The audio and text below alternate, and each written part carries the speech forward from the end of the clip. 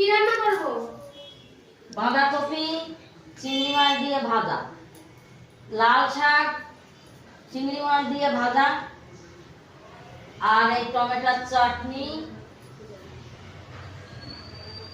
আবার ওলকপি ভাজা। আর ওলকপি দিয়ে চিংড়ি মাছ দিয়ে ভাজা, আর মাংস হবে, আর চাটনি হবে, আর পরে যদি একটু ডাল করতে পারিস করিস। হ্যাঁ, পূজোর দিন আমি শুধু রান্নাই করে যাই সকালবেলা দিয়ে উঠে। আমার এখনো পুজো টুজো দেখতে যাওয়া নেই, কোনো কিছু করা নেই। সারাদিন সকালবেলা দিয়ে উঠে শুধু রান্নাই করে যাবো আর রান্নাই করে যাবো। ও তা রান্না করবি না, তা রান্না করতে লাগিয়েছিস কেন সকালবেলা উঠে? 14 রকমের পদ শুধু করেই যাও করেই যাও। ও তা এগুলো করতেই হবে, না করলে খাবে কি করে? একটা তরকারি দিয়ে ভাত খাবে? নিজে করে নাও। নিজে কোনো কাজ করতে পারবো না, যা বলেছি করে দিবি। হ্যাঁ, অর্ডার তো অর্ডার, ও যা বলে গেছে তাই তাই করিস। আর যদি একটা কম হয়ে যায় তাহলে ঝামেলা লাগিয়ে দিবি। আরে ভোনা করি তরকারি না হলে ভাতটা খাবে কি? তার জন্য এত রকম, আজকে তো একটা পূজোর দিন। 10 রকম দিয়ে 10 বেলা খাবে, এই হচ্ছে বাঙালির ঘরের নিয়ম।